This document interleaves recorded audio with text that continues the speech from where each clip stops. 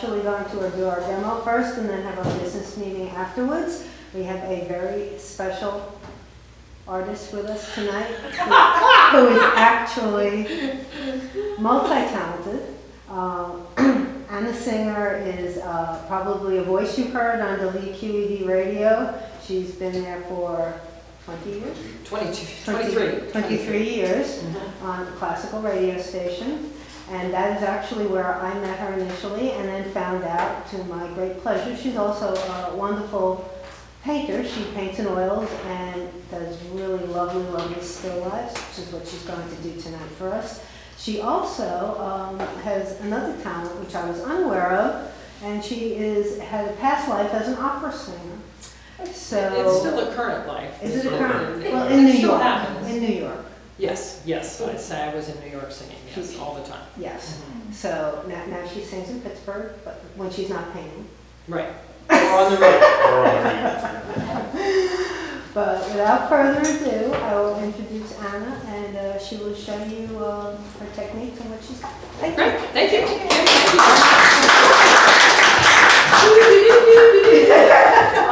I'm thrilled to be here tonight. If anybody is interested in coming up closer and just watching some of the stuff that I do, I have no problem with that. I will just go through my process. I will attempt to tell you what my process is, and if I forget to talk, just say, hey, what are you doing?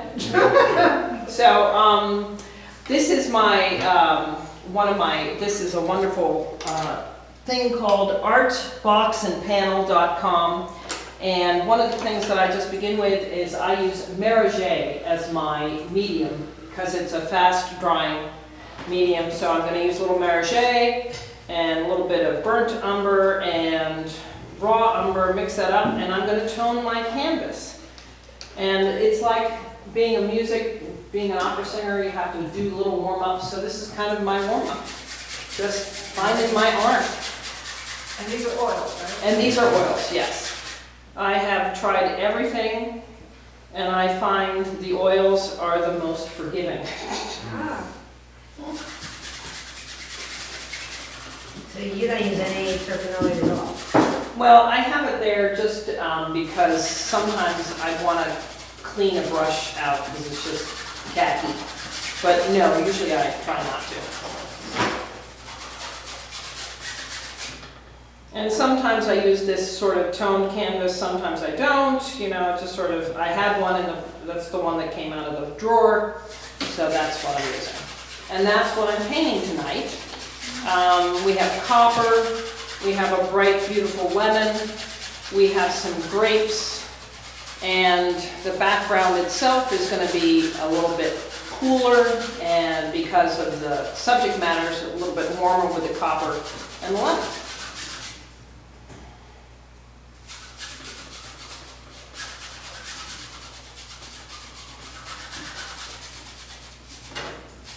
And then I'll just sort of wipe this off a little bit, so now we have tone. Do you normally start with the green board? No, I'll start with any kind of board. As I mentioned, I just grabbed, this is the one that came out. I have this color board, I have white. I just got a bunch of white that is finished with an oil base on it, and I'm oil primed. So I'm excited about using that because it flows, it's nice, it feels good. So now I'm just gonna divide up the canvas a little bit into thirds. I don't necessarily do, you know, looking for those thirds. And thinking about painting, I don't necessarily know all the proper terms. You know, there's tone, and there's hue, and there's color, and there's that stuff. It's just like, oh, I've heard some of those words before. I think I know what they are, but not necessarily might use all those tonight. So if you have a question, and I can try to answer it, I will do my best at doing so. So one of the challenges with something like that, that picture, which looks really huge. You don't want it to be huge on your canvas. So I don't really want it to be any taller than half of this. So I'm going to start bringing it in here and here. Because otherwise, everything has a tendency, I don't know if you've noticed, especially if you're doing still life, to just get bigger. So let's start small and then we'll get big. Have you ever drawn it on first, rather than just? I have. When I take your class, Are you a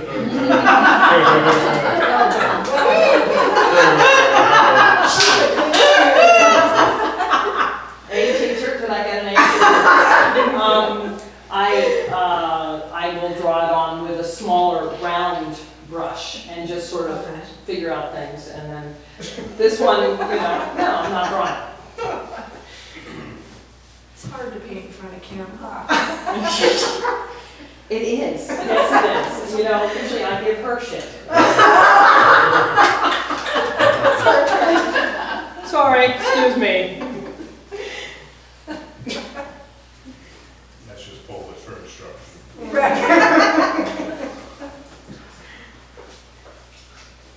So let's see. I have a table edge down here, and I have some interesting little lemon here.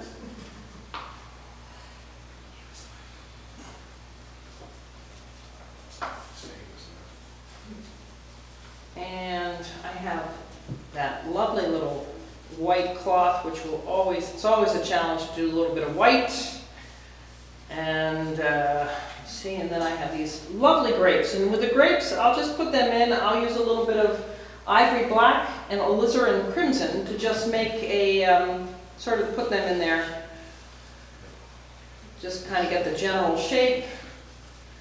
Hannah, could I please ask you to show the camera the picture that Sure. you're painting, just so they know what you're aiming at here? Yeah, if you can just. All right, perfect. Thank you so much. Is there another place that it would work better? I was going to do that, but well, let's. They would see it there if the tape could hold it. Okay. Okay. Let's see. I might have a little bit of tape here. The colors I'm using tonight are Naples yellow, yellow ochre, lemon yellow, cad orange. I wanted deep cad yellow, but I didn't have it. Chinese orange, transparent orange, cadmium red light, alizarin crimson, what's that thing called? Blue. Blue. That's brilliant. Yeah, there we go. Ultramarine deep. And then I love, we all love our different paints. I have this fabulous paint color that just helps with coppers and stuff, and it's called Cypress Umber Red Genuine, and this is on the Vasari line. And then raw umber, cool umber, ivory black, flake white, so not titanium because it works better for still life, and then little cheater colors like warm white and another Richardson brilliant yellow white. So, Josette, do you have a question? You need to unmute yourself if you do.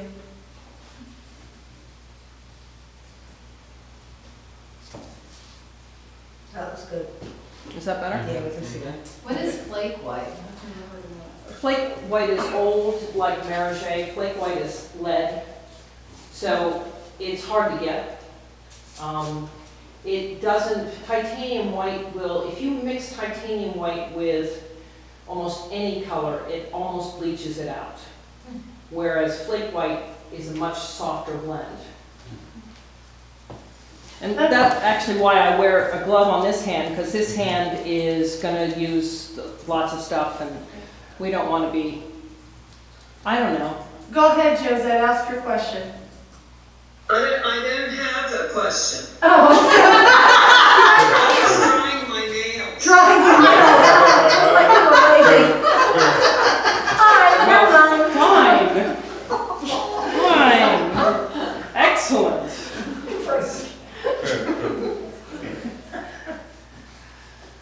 Wish I were drawing my nails.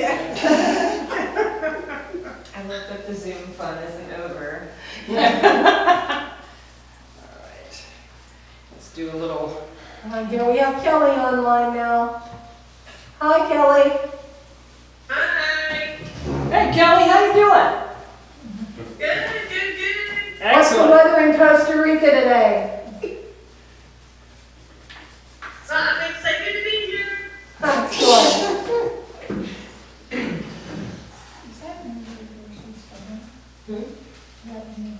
Yes. So since we are doing this wonderful, where'd it go? Warm and warm, so a little bit cooler in the background, and I'll start putting some of the background in right now.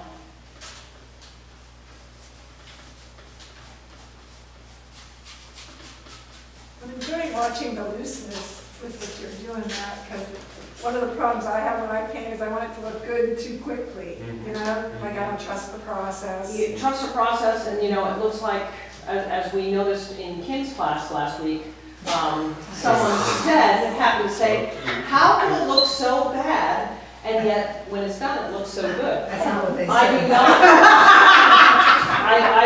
I already swore once, I felt that it wasn't necessary to do that. I do not promise that tonight. So. No problem, no problem.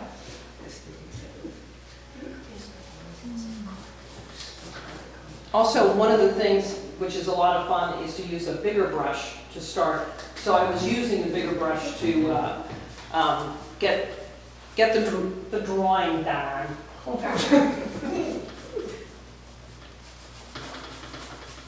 Are you from this area? Yes. You sounded like it. I grew up across the river in Swickley, Oh, okay. and I live in Pittsburgh now. But you miss New York. Oh, yes. So much, but oh well. I miss it a lot. I started way up on 200th Street when I moved up to New York, and then I moved down to 180th, and then down to 69th, and I had my place on 69th for more than 20 years. And it was rent stabilized. It was a one bedroom. And when I moved in, it was $700, and when they finally threw me out, it was still only $1,200. Wow. And it was a one bedroom on the second floor. It was. People don't move out, they sublet. I did sublet, but I didn't have her on the lease, so they took advantage of that and got rid of me. No, I don't.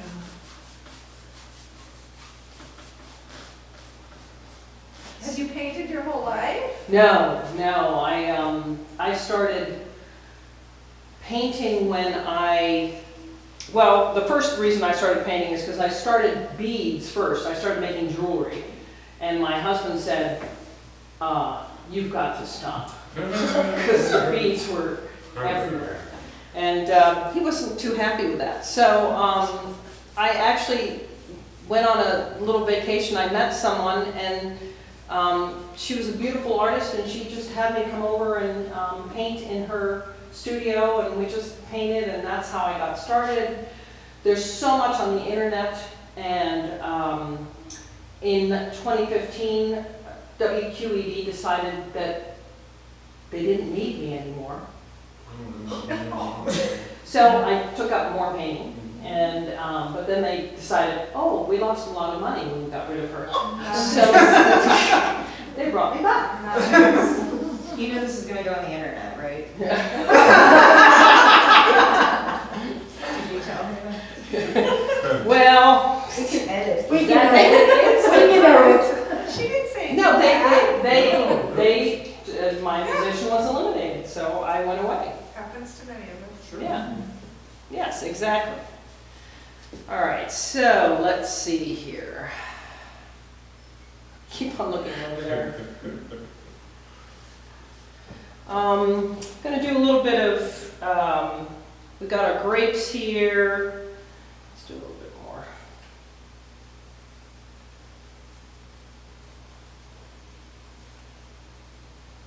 And I want to do a shadow, the shadow side of the lemon, which I'm using yellow ochre, maybe a tiny little bit of, yeah, cadmium red light. So we have the shadow side there. And I also want to put in, I want to give my definition to the bottom of these guys here and here and here. A little bit of definition here. We'll have some shadow down here eventually. So, switching up a brush, and we're going to go to, I think we're going to use this little guy, which is filbert. I've been using filberts tonight. One way, this is just one of those lovely little tricks, a little bit of, for any grape, a little bit of cadmium red light, a little bit of alizarin crimson, and just, you know, give it a whoop, whoop, whoop, so that it has a little bit of glow.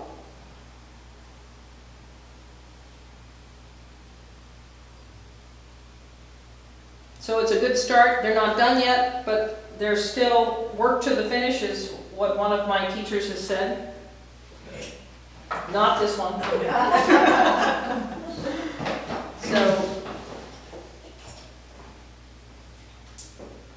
So it's like, look at that. They're grapes.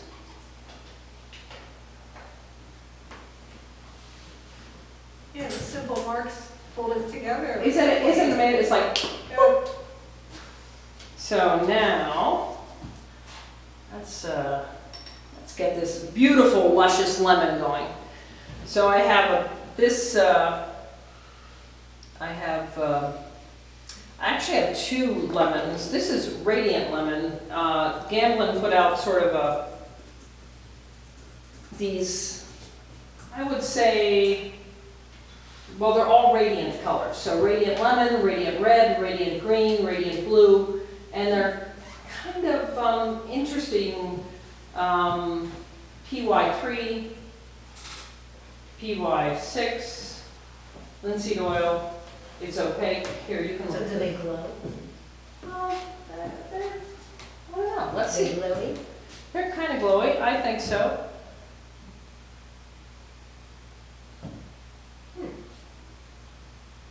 So there's lemon yellow, and now here's the Radiant Lemon. Yeah, it's glow. It's not neon glow, but it's a nice little. It enhances the hue. Yeah. Say that word for me. No. We've had that discussion. How do you say? Like a New Yorker. Which is. I'm not saying it. I can't imagine how many other ways there are to say that. Well, you'll have to wait. I'm triggered to say it. Which word are we talking about? It's chewy. H-U-E. No, I was trying to get her to say it. I mean, you just say it with more attitude, or? Yeah, that's okay. Come on, you say it like Eliza Doolittle. You. You know, you and me. It's very. How kind of you to let me come.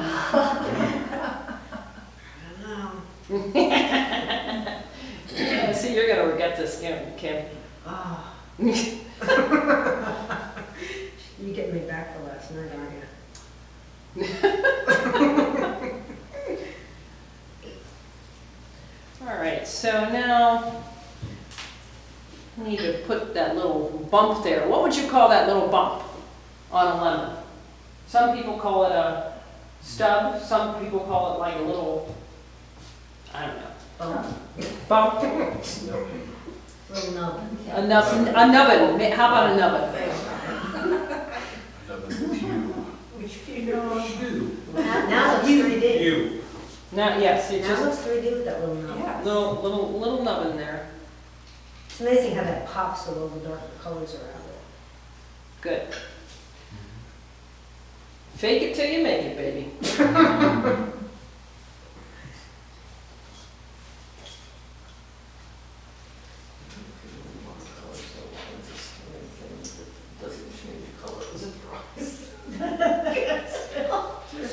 The color on it stays there.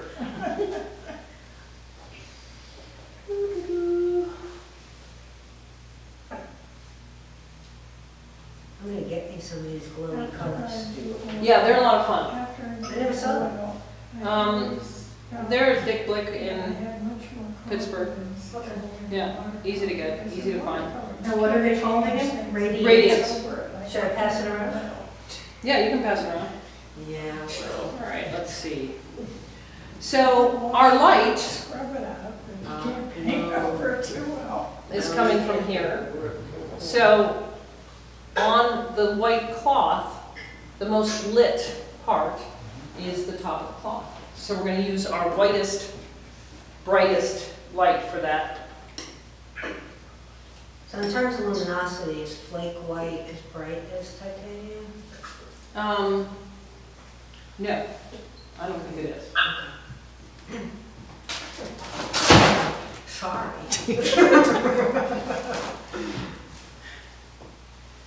Yeah, so it gave me a softer background than if I mixed it with titanium, it would be a little Titanium bit more. kills everything. Yeah, a little bit. Why is that, I mean, what is titanium best for then? It's great for outside, painting outside, plein air. It's a neutral generic opaque white. It's kind of the Budweiser of whites.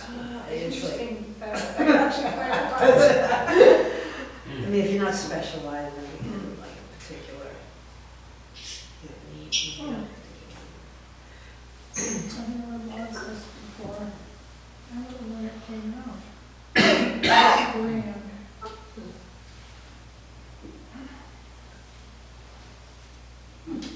Does your technique now differ from that original woman who showed you paint, like you painted with her? I think, I've studied with so many different people that I just take whatever it is from them. And it's almost like when I'm performing, I just start doing things and hopefully it works. Sometimes it does. Sometimes it doesn't, or I can fix it later, but it's, just sort of,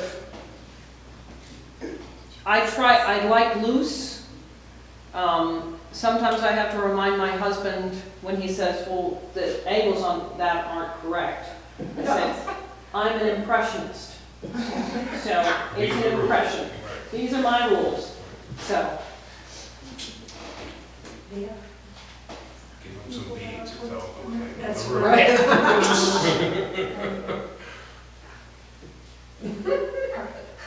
Thank you. All fan, all fan.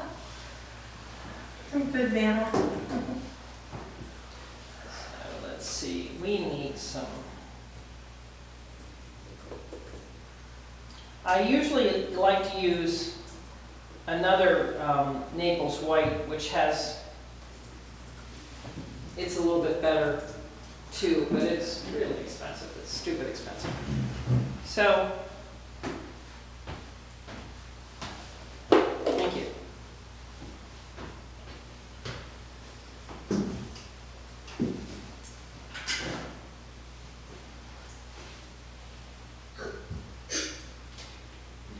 Bless you. Sounds like somebody sneezed. The tiniest little bit of, because this is not.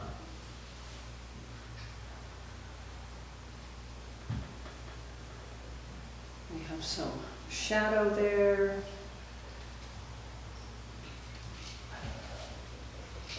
I'm liking this sundown.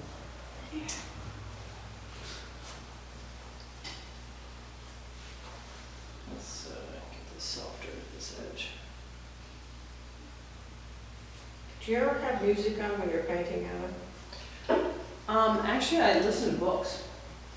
Yeah, audiobooks. She's supposed to say QED. Right. Okay, so one of the, one of the best things about my job, this is going out on the internet. One of the best things about my job is I go to work in the morning, but I'm on the air from 2 to 6. And because of the pandemic, I get to broadcast from home. So I have my second floor, and I have my setup, my CD players, and my board, and all that, the computer, and all that kind of stuff.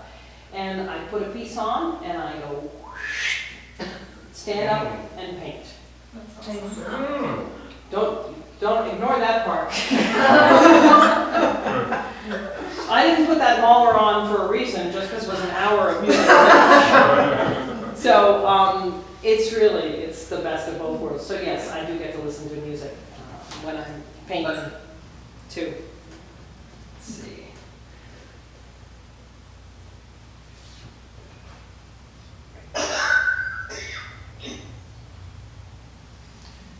So one of the fun things I like to do is to take all the colors that I've sort of been using and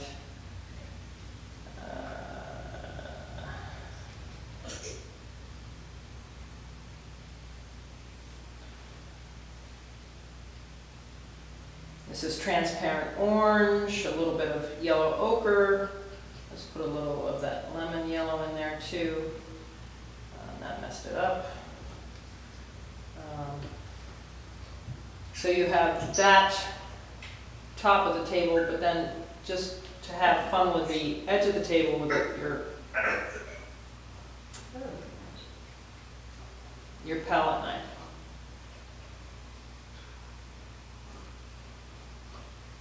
Just something a little different. Now I'm going to see if I can do it left-handed.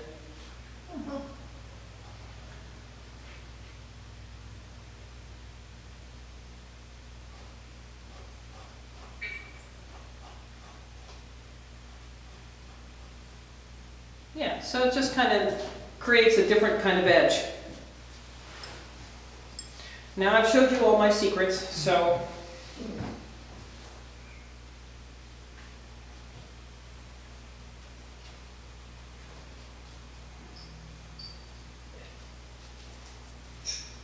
I'm amazed at how that cloth is still white. I would have had that grape color all in it by now. By accident. well, I had a little bit of that going on. So, let's look at this. Oh, wow, you guys are very patient. No, it's good.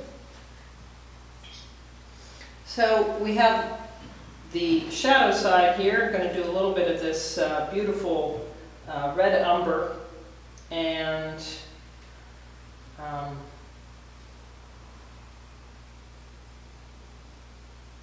that we have, because it's copper, I'm just going to mess this up and put that on there, and then we'll cover it up with shadow color when we get there, but then that'll help me figure that out there. More.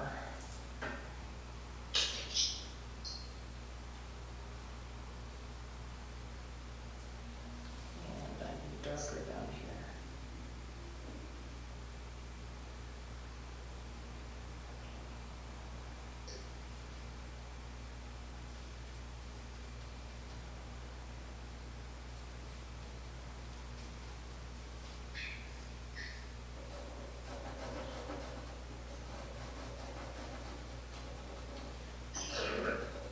Just to help me figure out where that little guy is coming from.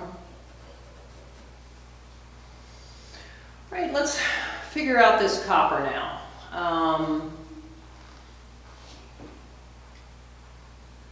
It's, what's that called? Local color. Thank you. Ooh, I pulled it out of my brain. You think that it's going to be really orangey. and it's orangey, it's not gonna work. That's not gonna work. So, gonna put a little bit of transparent orange, a little bit of, used a little alizarin, how about a little bit of yellow ochre? And I think that's better, but maybe it's too saturated. So maybe put a little bit of, tiny little bit of black or raw umber in there to just get the base color happening. There we go.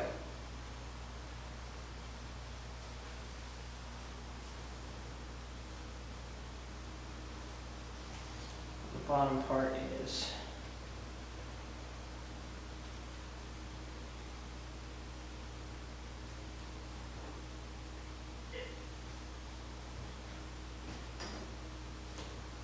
So you don't put your darks in first?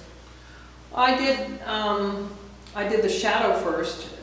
The grapes were the darkest, and then I did the lines here, and that's the darkest. So I will play with the shadow side a little bit more, darker wise.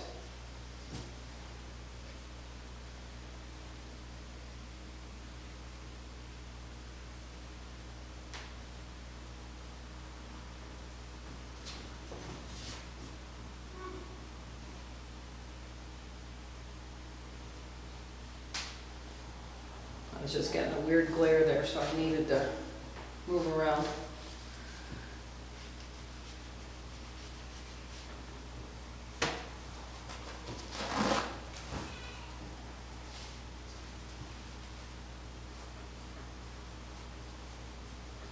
And that's the great thing about these guys, just erase, that's, with the Marochet as a base, it's like, oh, I can use my paper towel to erase. How long does that take to dry with that? It'll be dry in a couple days, but, so you can work on it the next day.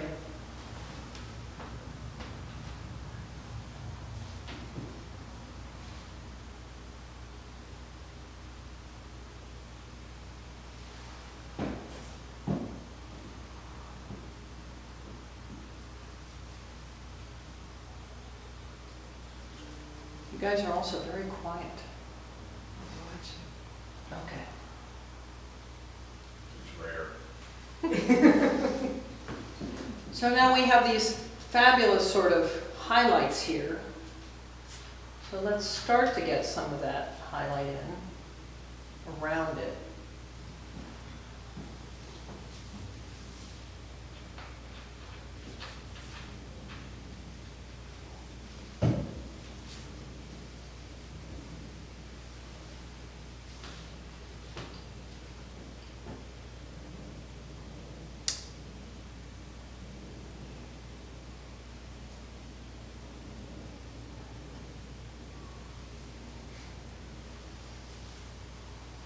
What's nice about, I find what's amazing about oils is that you can really soften these lines so quickly with just a very, almost flat touch to the panel or the whatever you're painting on.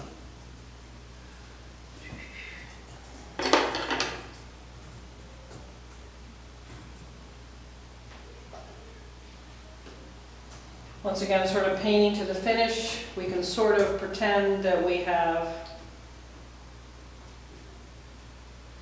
that particular highlight going on, and then this one.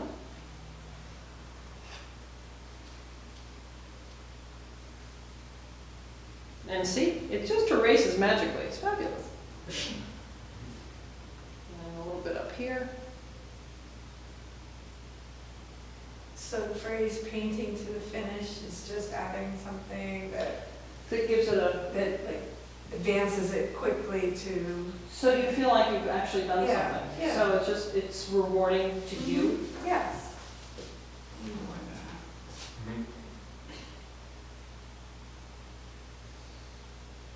And then since we have this wonderful background color, I can take a little bit of that and put it into the copper so that we're starting to see lots of wonderful things. in that copper. Let's see. I'm almost thinking.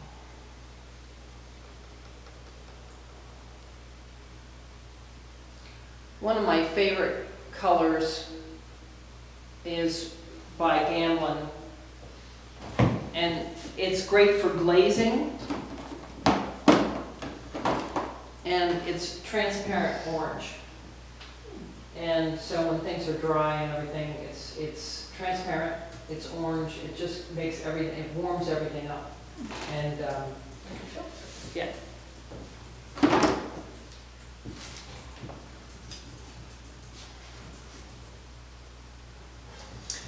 I have not done that little weird handle. Oh my goodness, there's the handle.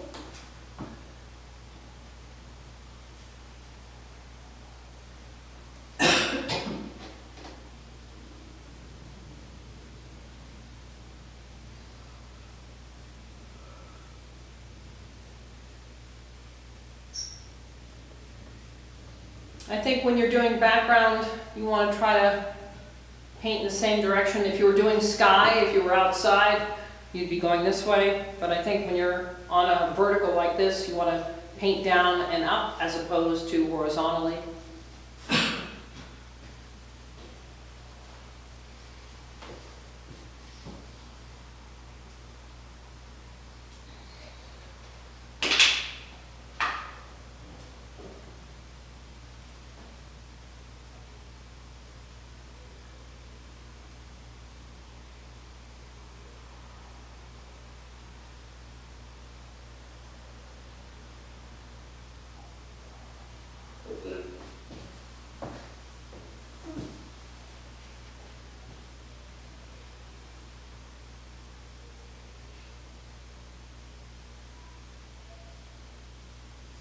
One of the things, especially when you're doing oil painting, not so much with this, we can probably carve out a little bit more down here, but when you're doing flowers in a vase, in a still life, one of the great things is that you can literally carve out the paint.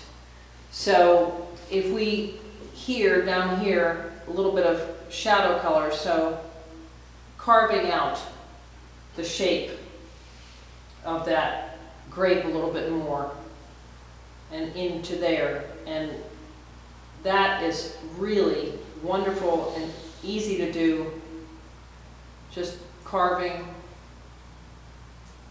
moving the paint around. Get this shadow stuff a little bit lighter there. There we go. Let's see.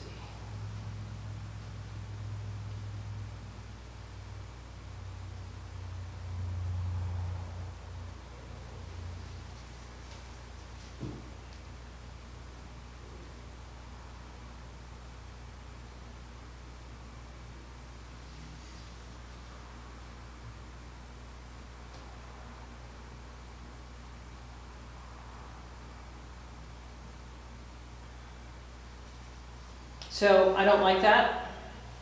Whoop. Take it off.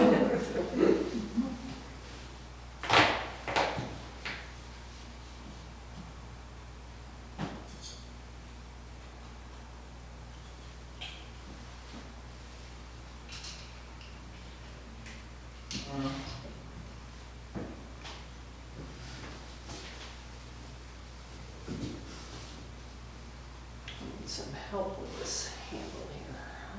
I think I need a tiny bit of, there we go.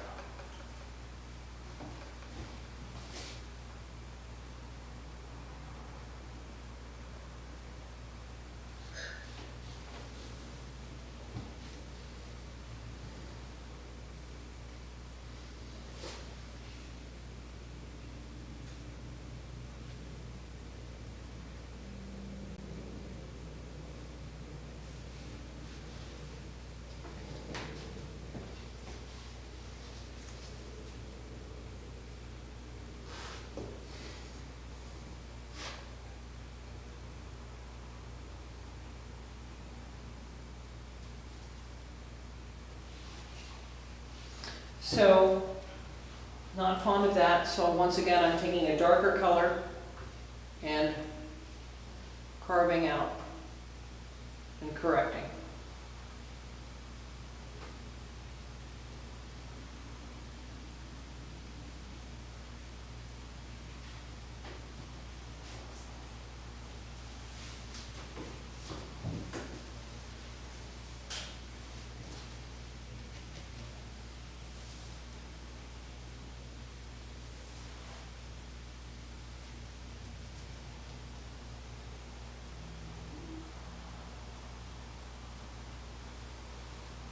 Do you have any questions from the folks at home?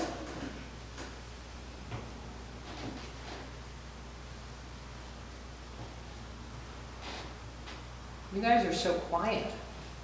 It's It's like, very relaxing watching somebody else do it. as long as it's relaxing, great. It's really coming together. Yeah. Thank you. What are your favorite, do you do portraits, do you do still lives, do you do? I do still life, and then I'm really enjoying getting into more plein air. I have a couple of plein air things that I'm going to be doing, but I actually leave to go do a still life workshop on Sunday with the gal that I took my first in-person class with, and I went out to Scottsdale. Scottsdale is amazing if you ever get a chance to just go out there and take a class and escape the world. It's really a lot of fun. But the class I'm going out there for is, it's in Denver. She lives in Denver, so. A little bit of. I'm sorry if you already said, where is this reference photo from? Actually, it's from one of her classes. Her name is Kelly Folsom. And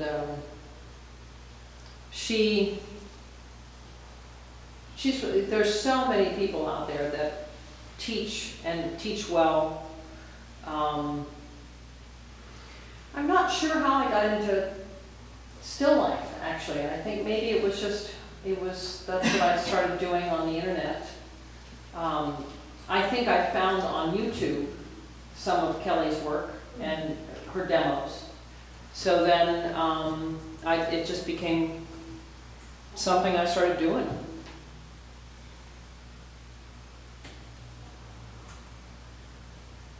So what do you do with your paintings? Do you sell them? Do you show them? Do you? All of that. Yeah. Yeah. I create a calendar every year, and the calendar is actually one of the gifts that you can get from QED. I donate the calendars. So, across the river at a new bar, I have 3 of my paintings hanging in there. I used to be at Exposure, but she closed that. But she's still hanging paintings, and so I'm hanging with people like Claire Hardy and Ron Donahue, and it's like, oh, those people are good. Good company. So.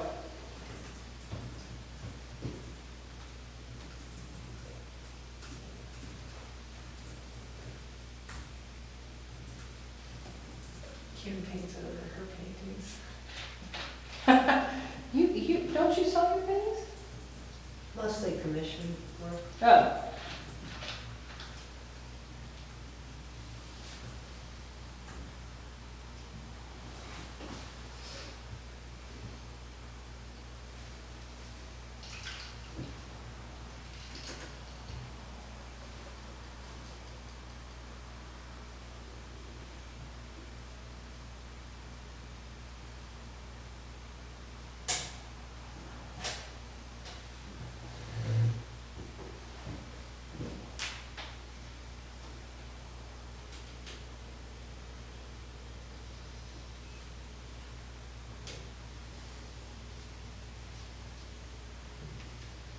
Need to give my grapes a little bit of back shadow here on the table.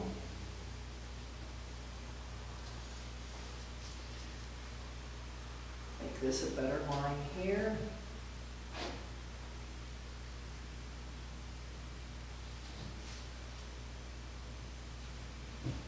I have done paintings where I've taken classes with people who create 10 different yellows to paint the lemon. And it's fascinating because you do all the different tones of the color, and then you can sort of paint line by line, and it looks very real.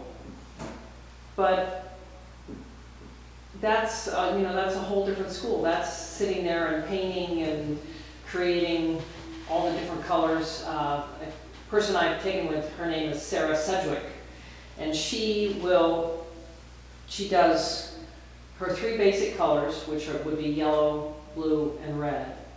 And then she creates, with whatever she's going to paint, she creates an underpainting with a mixture of those colors, and then makes all of the colors that she needs from those 3 colors. And then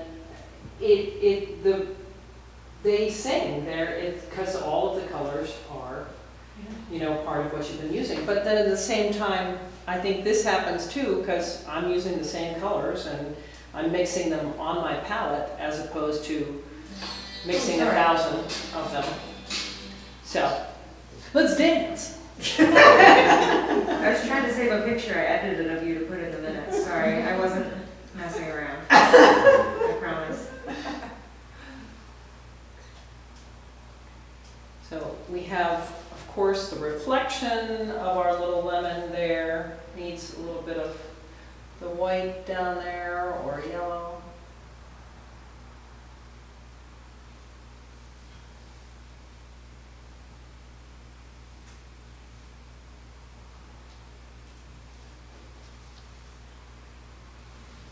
You have a very gentle stroke. Well, I had to learn how to do a gentle stroke because on a canvas like this, I was like, why can't I cover it?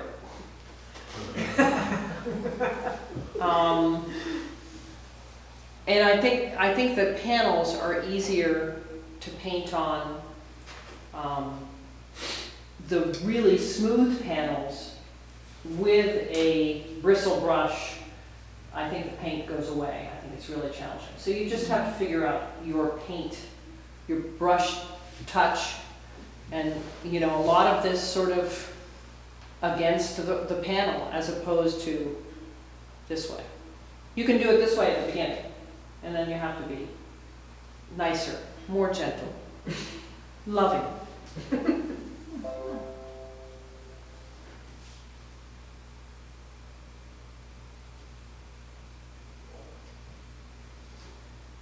It's getting very 3D.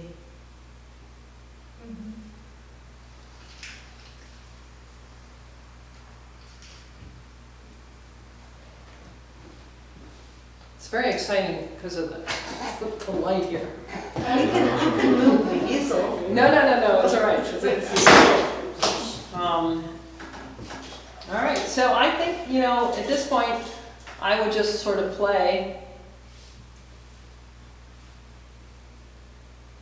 You just kind of move around, you don't like stay in one area, you just kind of, Something catches your attention. you need to walk away. right. You need to take a break. You need to get a drink of water. Put on another CD. Put on another CD. Sometimes I do get a little bit too, and it's like, oh my gosh! So now if we're listening and there's like a lull. We're gonna A little bit of a, oh, I know what she's doing. She's either fallen asleep or. Anybody have any questions?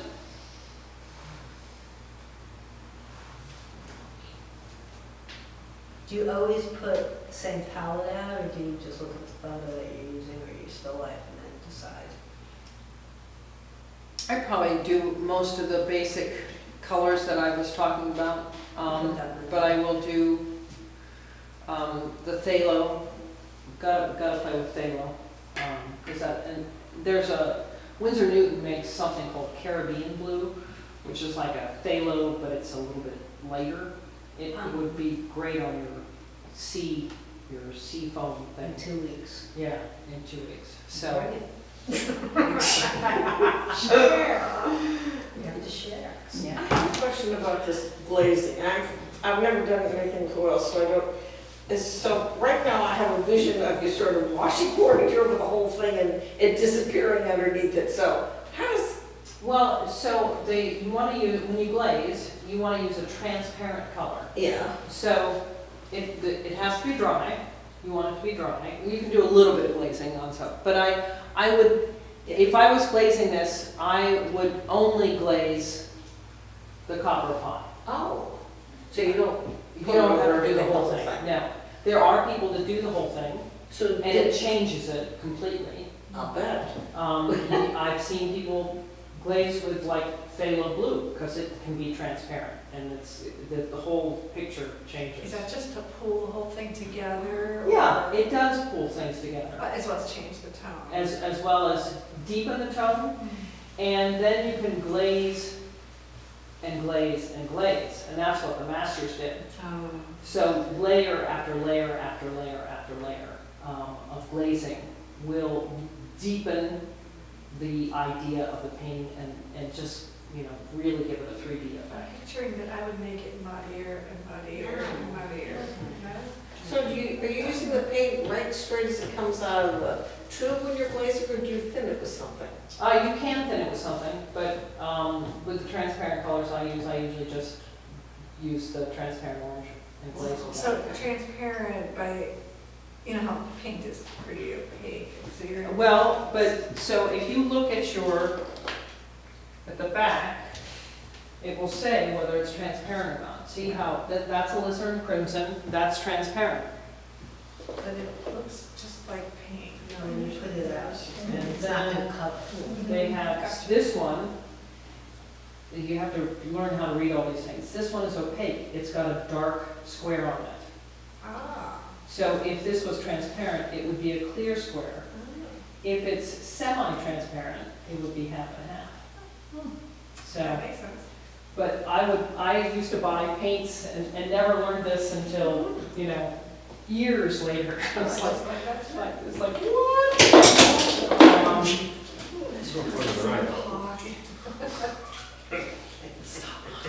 So do oil paints granulate the way watercolors do, or do they just sort of, as they squeeze them out of the tube, that's the way they are? Well, that's the way, but you can use them like watercolor if you use No, but I mean- Gamsol or like something to make it thin. Can you ever see differences in the pigment in a particular paint? In watercolor, some of the things that I use. Like doing a line. Separates. It separates. Yeah. Okay. But oils don't do that at Well, all. I think you cover it up. I think you smooth it out. I don't think you do that on purpose with an oil paint. At least that's my thought. I'm not sure. I mean, there are many techniques out there that I don't know anything about, so. But at this point, I'm gonna say I'm pretty much done. I'll take the other end of my, and sign it there in the bottom. So that. So, Yeah, subtle, it integrates. yeah. So, thoughts, questions? It's beautiful, that was Thank wonderful.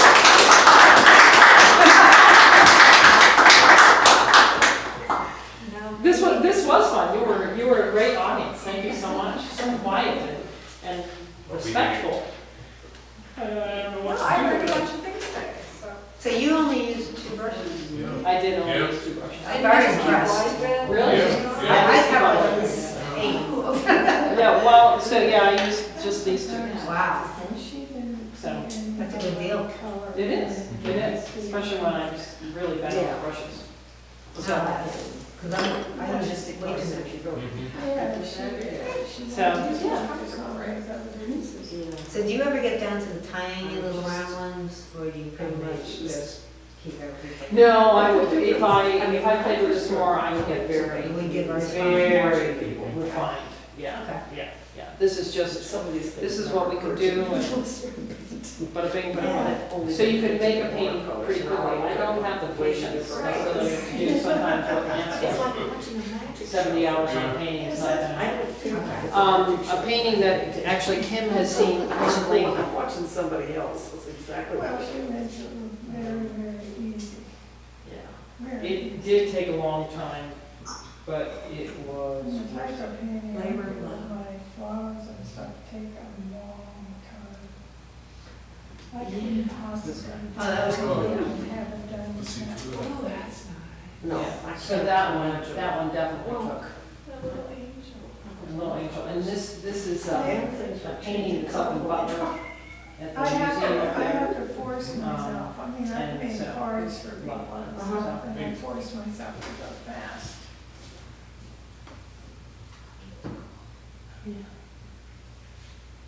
Can you shut up with the camera? What's the best Just way? come forward a little Come bit to forward. it. There you go. Okay. Great, yeah, thank you. That's fine. So this is an old timey still life. It's a painting that's 36 by 40, and then I just took a little section of it and wanted to paint it to see what if I could do that. So, great guys. Thank you, thank you, thank you.